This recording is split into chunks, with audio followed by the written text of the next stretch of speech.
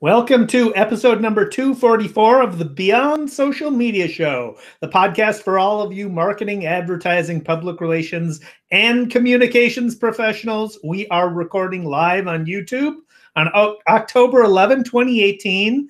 A ton of things to talk about this week as usual, including prostate PSA, YouTube dedupes, Insta-bullying, Google Office View, Mercedes sings, red and blue political reads, Uber's GOTV, American meddling, Google minus, and much, much more. BL kicks it off with the best story of the week. And BL, what was that? Well, it's one that you didn't want to talk about. It's actually a hilariously funny public service announcement for prostate cancer exams. And Mike Rowe, who is a TV host, an actual TV host, is the star of this very plain-spoken, very, believe it or not, actual, real exam, and he undergoes an actual prostate exam with his actual doctor as actual cameras roll. The spot is by Eric and Kalman for an organization called Zero, which is a nonprofit dedicated to prostate cancer education, testing, support, research, and advocacy. And everybody knows how uncomfortable prostate exams are for men to discuss, let alone to do in front of a camera. So the agency's co-founder and creative director, Eric Kalman, said, it turns out when we approached Mike, he had a good friend who was dealing with prostate cancer, and so he liked the idea, and he agreed. And what Mike Rose says is, I wanted men to see for real just how fast and simple the process is and how critically important early detection can be. But men don't need a lecture, and the world doesn't need a PSA filled with sad faces and cello music, because lectures, sad faces, and cello music don't work. What works is authenticity, and this is quite possibly the most authentic thing I've ever filmed. And so with a little help from my actual doctor, his actual finger, and my actual rectum, I'm hopeful we can save some actual lives, said Mike Rowe, not me. The video was shot in the office of Rowe's physician, Dr. Jordan Schlein, in Menlo Park, California. And what's really cool about it, and what makes it even more real, is that they left the cameras rolling when they were done, and they talked about it, and that just adds to the fact that it's a real event, and it's actually hilarious. Well, that is a way to get people's attention, definitely. Well, Katie Couric had she had a colon cancer screening on air. So, you know, it works. There you go. This is Google has long not wanted duplicate content in search results, right? I mean, that's one of the basics of SEO is you don't want duplicate content because Google doesn't like it. So they are apparently extending that to YouTube now. This is from a Barry Schwartz article at Marketing Land. YouTube's begun to crack down on YouTube channels that re-upload existing videos to their channel. So the posting of duplicate content is obviously against the YouTube Partners Program. Examples of duplicate content are video that appears to be automatically generated, pulled from third-party sources with no content or narrative added, uploaded many times by multiple users who are not the original uploader, or uploaded in a way that's trying to get around YouTube's copyright tools. The best practices, they say, are to add commentary to your show or presence in your videos. So if you are using a sample of something from the news, for example, not just grabbing that and reposting it, but commenting on what's going on in the news while you're playing that video. Linking back to your YouTube channel from your website, providing more context about your work in your video and channel descriptions, and making sure that content on your channel aligns with YouTube's policies, obviously. So this looks like it's a way of addressing some of the copyright problems with YouTube. I wonder, though, how it will affect legitimate uses. For example, our podcast, we can cut up into several different segments because we talk about multiple stories. So if we edit it into a bunch of different pieces and upload those pieces, is that going to be considered duplicate content? I don't think so. I wouldn't think so either, but you never know. with But I the. sometimes take the video and put it on my blog, and do they I count don't that? think that. No, I don't think that's an Yeah. embed, so that's not uploading to YouTube. So I doubt that would be affected. But something to watch out for, and hopefully it'll have a positive effect on protecting people's copyrights. Well, some of what people do is really obviously ridiculous. Right. They'll take a show video and they'll put it on their channel like they think, I don't know what they think is going to happen as a result of that, but it does come up in the search results. So Instagram has announced that they're fighting bullying. They announced that they're going to use artificial intelligence to proactively detect bullying before sending content to human moderators for review. The new feature is supposed to roll out in the next couple of weeks, including October's National Bullying Prevention Month in the US and just before Anti Bullying Month in the UK. And the same technology is being added to live videos to filter comments there as well. And as trust in Facebook is failing, Instagram remains the bright spot in Facebook's product lineup. It's popular, it's profitable, and it has yet to be tainted by any major scandals like the ones that undermine Facebook. So in this context, rather, AI is used to help weed out offensive content and keep Instagram a home for good vibes, and they feel that's extremely important. And they say they're not just analyzing captions to identify bullying, but also the photo. And speaking to The Verge, a spokesperson gave an example of AI looking for split screen images as an example of potential bullying, where one person might be negatively compared to another. Kids do that to each other all the time. And so, what other factors AI is going to look for are not particularly clear. That might be a good idea, considering that when Facebook announced it would scan memes using AI, people immediately started thinking of ways to get around those filters. However, in The Atlantic, Taylor Lorenz says that's great that the company's talking about it, but in a story that came out yesterday, she pointed out uh, teenagers have always been cruel to one another, and Instagram provides a powerful set of tools that is unique for kids to use. Besides, bullying on your main feed is seen by many as aggressive and uncool.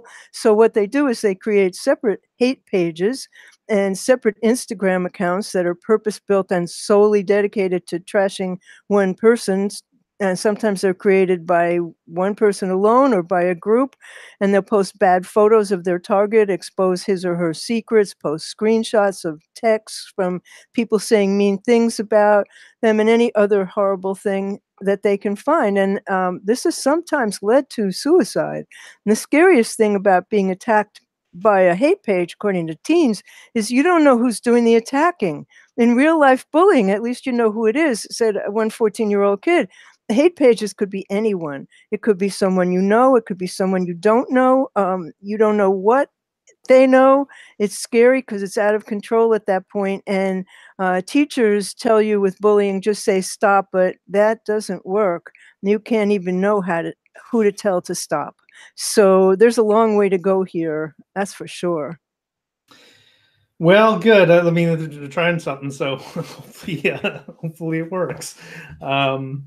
This is a story I've been wanting to tell for a long time. I just haven't got around to telling it, so I'm going to do it now. Go right It's a ahead. clever use of Google Business View. So Google Business View is, you've seen Street View, where you can navigate the streets using Google Maps. You can like point of view, like you're driving a car, and you can scroll through the streets. This is a service that Google has had for a while that allows companies to have somebody come in and shoot their interior of their businesses, so you can do basically a virtual tour of their business. So Nina Hale is a local search engine marketing shop in Minneapolis, and they used Google Business View, had somebody shoot the interior of their offices and photograph that for the business view. But they typically, you hire a photographer to take the images. They do it with a 360 camera. It's a virtual walkthrough, and there's nobody in the office. If you've gone through these virtual tours, there's nobody in the office. But Nina Hale had employees pose during the shoot wearing masks. So there was a woman with a squirrel mask holding a cup of coffee. You can duck into a meeting room where there's somebody wearing a Transformer mask, another person wearing what I think is a Mexican wrestler mask, and another person wearing a chicken mask. So it's just some Easter eggs in that shoot. And it's very clever use of it because it catches people's attention. So what happens after you get the shot is it's attached to your location on Google Maps, and so somebody finding you on Google Maps can take the virtual tour of the interior offices. So we'll embed it on the show notes at beyondsocialmediashow.com/244, where you can take the virtual tour yourself. Wait, so you call up Google and you say, I want these shots done? Yeah, they have photographers. I'll put a link to it in the show notes. They have a list of photographers who will go out and do this shoot for you. Dave, what was the name of the social media platform that was around for a while where you could fly around and you could dress yourself up? And what was the name of that? Can you think of it? Second Life. Second Life. And I just watched Life Point 2.0. It's a documentary literally today. Oh, a how documentary about Second Life. It's pretty good. Because that was what happened to all the companies in Second Life. Like they would set up their store and then people would get there, there'd be nobody there, there'd be nothing happening. I was always falling out of the sky. I could never quite get it. I couldn't navigate. I didn't know how to, I didn't know how to fly really. But also, when you first entered, weren't you naked? No, you just had like, company issued clothing. No, you weren't naked. I thought you were naked. I was like, I don't even want to be in here. No, it wasn't quite like that. Maybe somebody just stole my clothes the moment I that could have happened. I mean, there were people like that.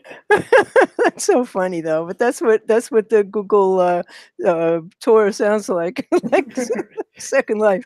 So, of course, everyone knows that President what's his name said that this is a really hard time for men. So a song has gone viral with literally millions of views by a young woman who goes by the name Mercedes Linz. I'm not quite sure if that's her real name, but she recorded a song with ukulele accompaniment about what makes this a scary time for women in response to it being a scary time for men. So some of the lines: I can't go to a bar, I can't wear a mini skirt even if it's the only skirt I own, I can't open up the windows if I'm home alone, I can't use public transportation after 7 p.m., I can't go to a club just to dance with my friends, I can't ever leave my drink unattended, but it sure is scary times for guys. So gentlemen, band together and make some noise. It's really tough when your reputation's on the line, and any woman you insulted could turn up any time. It's so inconvenient that you have to think twice. And that's just the first part of the song. It's hilarious. And she's adorable. And millions of people have shared it. And it's just right. It's the right thing for the time right now. And you can't get justice if you're assaulted. Yeah, for sure. We know that. So the Barnes and Noble, this is from a CNBC article by Kevin Buringer. Barnes and Noble released some data that they have on book sales. Of course, they're bookstores, so of course that makes sense. That 57%, there's a 57% boost in political book sales from a year earlier. So people are, this is a highly political time, and people are definitely buying up and reading the political books, myself included. The top 3 sellers so far are ones that are taking a negative look at Trump. Among them, James Comey's memoir and Michael Wolff's book, Fire and Fury. The #1 bestseller is Bob Woodward's book, Fear, which sold more than 1 copy per second on its release day. But with a few exceptions, states that voted for Trump tended to also favor books that cast him in a friendlier light, and states that voted for Hillary Clinton bought more books that were unflattering to the president. The best thing about this story, though, is the map that accompanies it, which shows the red and blue map of the United States, where where states that were more interested in books favorable to the president are red, states that were more interested in books critical of the president are blue. Minnesota is blue, BL, New York is blue. The two other states that I lived in, Indiana and Iowa, are red. So we'll put the link. We'll put the map. Good thing you moved, Dave. You can see that. It's a good thing you moved. Yeah, Indiana. So speaking about politics, this is not political, actually. Uber has made a smart move, one of their few. And this is from a Trillis story by Joe McGauley. And if you have an Uber account, you can have a free ride to the polls on November 6th, which is election day. And of course, you're going to register and you're going to vote. And anybody with an Uber account can use the app to quickly find their polling place and book a ride to get there for free in markets where Uber is available, obviously. The promotion is available to all users. It launches automatically when you open the app. And Uber's teamed up with Vote Together and Democracy Works to provide the free rides. And it's hoping that its vast resources can be used to support the democratic process. So to help get people registered ahead of time and before their state's deadline, and tomorrow is the deadline in New York, folks, Uber has already deployed some in-app resources and tools for riders to use to go through the process of registering. They'll also be emailing information on how to register to drivers and delivery partners across the country between now and election day so they can talk to the people they drive around. And they're hosting registration drives at over 125 green light hubs, which are employee driver resource centers that they have in a lot of cities. But, you know, good for you, Uber. You had a lot of bad news. This is great news. Wonderful thing to do. Uber does something positive. It's a miracle, yeah.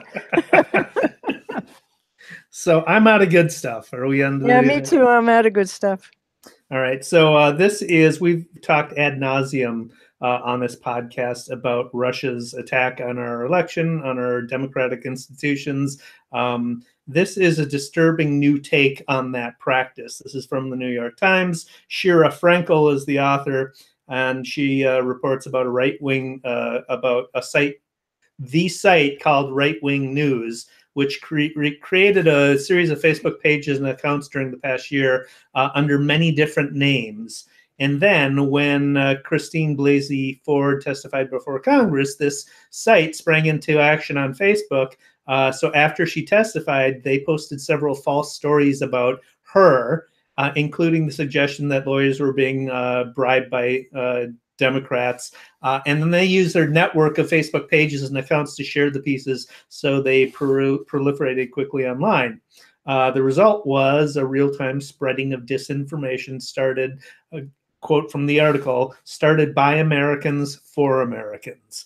So politics has obviously had shady communications in the past. There's been whisper campaigns. They're direct. I mean, I'm sure you're getting direct mail pieces. I'm getting tons of direct mail pieces that are attack pieces.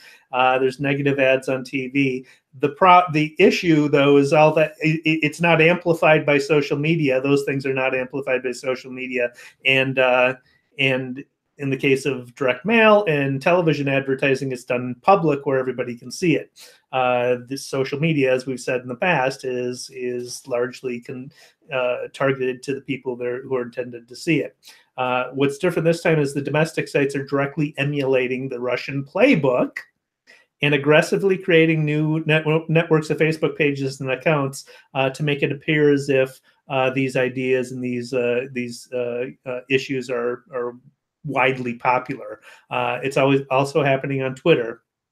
Facebook said today that they have identified and will take down 559 pages and 251 accounts run by Americans that are doing this, many of which amplified this misleading content in a coordinated fashion.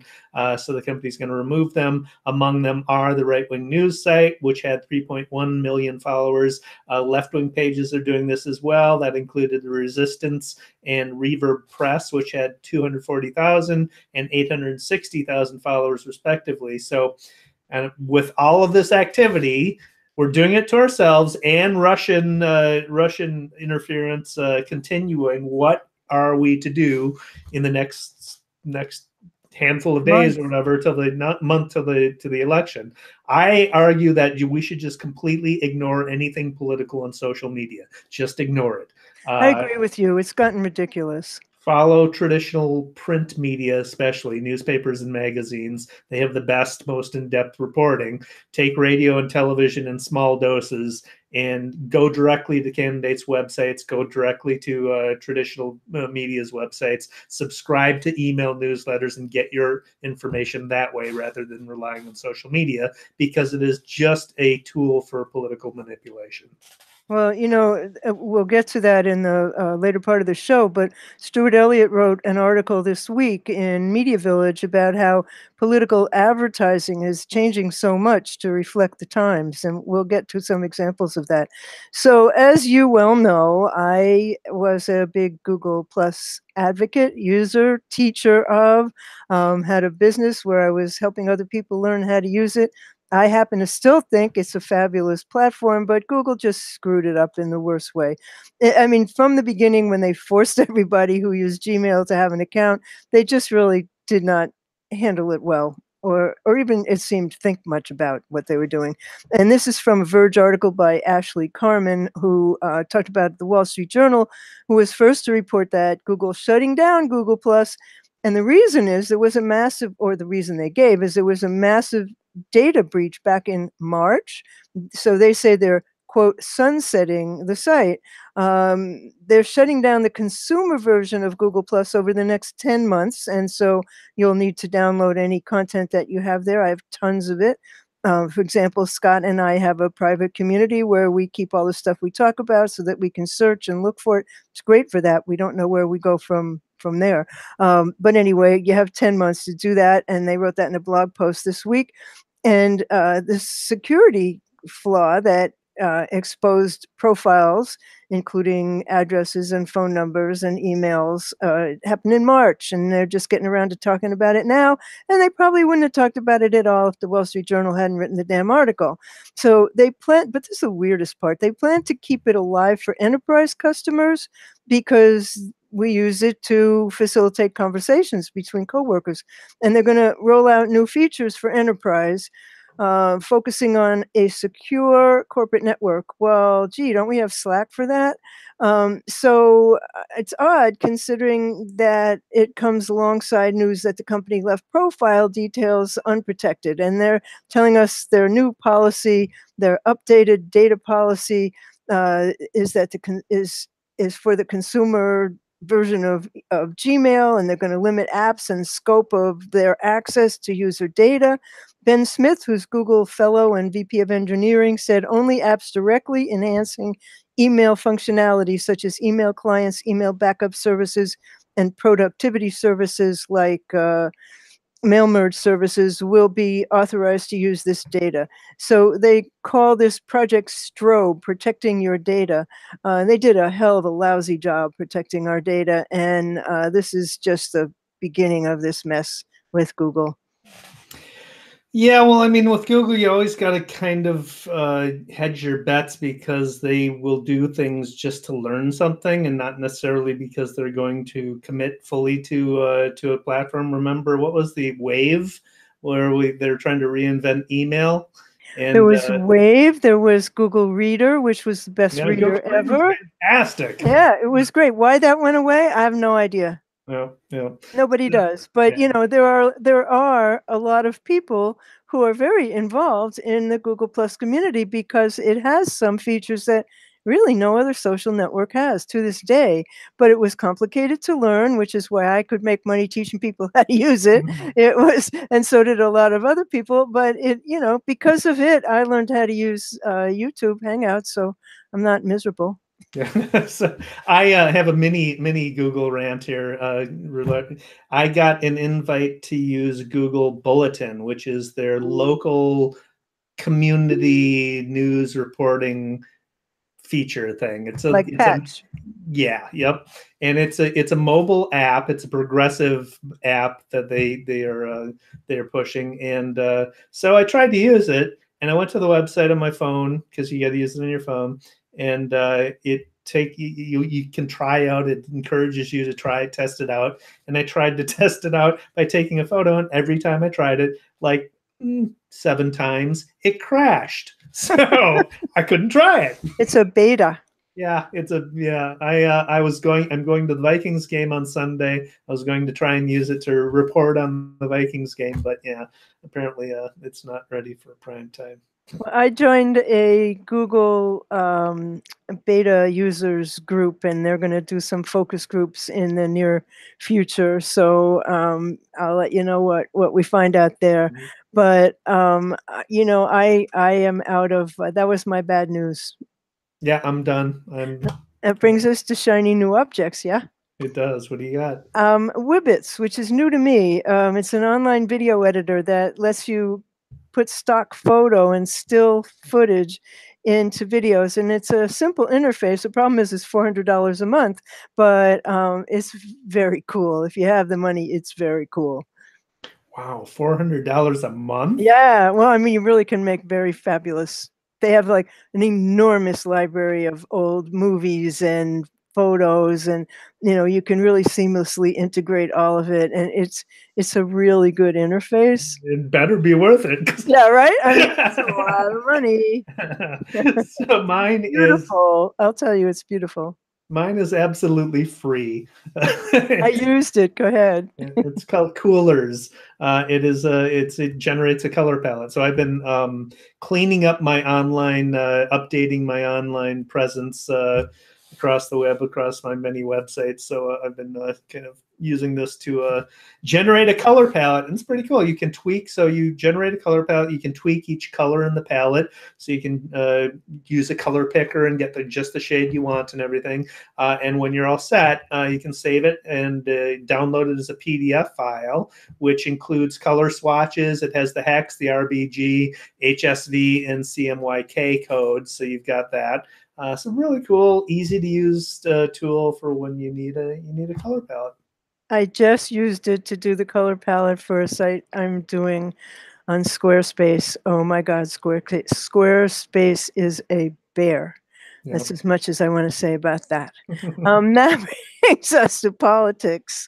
And go ahead, Dave. It does. So this one I saw at the beginning of the week, and it is another example of a great political ad. Regardless of whether, which side you're on, it's a great political ad because it's hilarious. It's directed by Richard Linklater, and it features Richard Linklater, who did Scanners, who did Slackers, who did Boyhood. Boyhood, yeah. So great director. Although Boyhood lasted away. I saw it 3 times. Really? I was like, I hope it doesn't take us through college, because this is like I hope it comes back. Anyway, directed by Richard Linklater, and it features an old Texan who mocks Ted Cruz's claim to be tough as Texas. He says, if somebody called my wife a dog and said my daddy was in on the Kennedy assassination, I wouldn't be kissing their ass. Come on, Ted. That's the whole ad. So it's not run by Beto O'Rourke, who's running against Ted Cruz. It's paid for by a political action committee. I'm sure O'Rourke doesn't mind the help, though. It's hilarious. It really is. So I would say that it was a couple of years ago that the last election that I wrote an article for Ad Age about what happens when candidates don't buy their own name. And you would think, this is many moons after this, you would think, I mean, I own tedcruz.mobi, for example. So if he ever wants a mobile website, I'll have to buy it from me. But unfortunately, Brett Kavanaugh didn't buy his own name. So here's what happens if you don't own your own name. Like a long list of others, this one was taken over by an organization, and they also have the .com, .org, and .net variations, and they're a nonpartisan group filled with resources for sexual assault survivors. That is, So hilarious. it's hard. It's hard to think that the organization is nonpartisan. Well, who could be nonpartisan in this world anymore? They are I mean, it's as much branding Kavanaugh as it is providing resources. So that's what I got to say about Excuse that. me, resources for sexual assault survivors? Like he gives a crap about that? It's branding Kavanaugh. In a negative way. Okay, move Right. on. That's what I'm saying. As a Yeah. sexual assaulter. Well, yeah, exactly. That's the point. So, That's exactly the point. Move okay. on. So this is too long, must read. Speaking of Brett Kavanaugh, a Wired article by Molly McHugh titled Brett Kavanaugh and the Information Terrorists Trying to Reshape America. I won't go into the details, but it is basically about how right-wing operatives created an information ecosphere that arose out of Gamergate, propelled by Roger Stone and Alex Jones, among others, and which spawned Pizzagate, QAnon, and then was used to discredit, to try to discredit Blasey Ford. But it is, it's polluting our public discourse. It's polluting our democracy. We'll put a link in the show notes. It's a must read just to know how it happens, how the information, how our public discourse is being manipulated. Well, this always brings me back to the bullshit meter that Howard Rheingold has created, and that tells you how to vet information online. I will put a note in the show notes to it again. I mean, it's your responsibility to do that. You can't just read things and believe them without. And I have friends who do this all the time, who post stuff without checking, and I got tired of telling them to stop doing it, so I stopped telling them, but it is your responsibility. Yeah. So I just realized, Dave, that when you were saying branding, you were using it like brand a cow, and I was using it like brand a company. So, okay, I got that. All right. Let's wrap this up. Daily numbers. This is really interesting stuff from Google versus Facebook referral traffic. It's from Parsley, an analysis based on 8 billion page views in April and May of this year for 1 million articles across Parsley's network of thousands of sites. And it shows basically a declining, what I interpreted as a declining referrals from Facebook and increasing referrals from Google. And I think that has a lot to do with the current state of media consumption that we have, where Facebook is being less trusted as a source of information than Google is. So technology and computing, the places where Google far outpaces Facebook in terms of referral traffic: technology and computing articles, home and garden, personal finance, sports, business, science, arts and entertainment, careers, automotive, hobbies and interests, pets, news. Where Facebook outpaces Google is real estate, law, government, and politics, which is disturbing, education, and lifestyle. And that's about it. So we'll put the chart in the show notes so you can see the percentages, but interesting stuff, because I think people are changing their media habits based on all the controversies that are out there. A lot of people are just tuning out, and it's tempting, it really is. But you can't. I mean, you have to vote. You have to get informed, and you have to vote. And take Dave's advice. Go right to the candidates page. Make sure it's not a hoax page somehow. That happens too. So that brings us to the end of episode 244 of the Beyond Social Media Show. And you will find us online at beyondsocialmediashow.com. We're on YouTube, Beyond Social Media Show. Unfortunately, we're still on Google+. We're on Twitter as BS Media Show. We're on iTunes, Stitcher, iHeartRadio, and Google Home.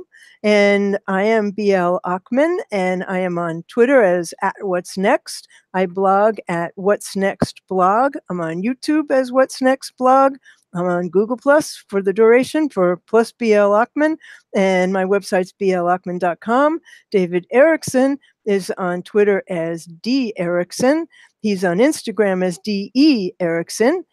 as like Dear Rickson, and he's at eaststrategyblog.com. And we'll be back next week, if I have this right, on Friday. Is that correct? Yes. We'll be back next Friday on the same Bat channel. And we thank you for watching tonight, and we'll see you next week. Thanks for watching.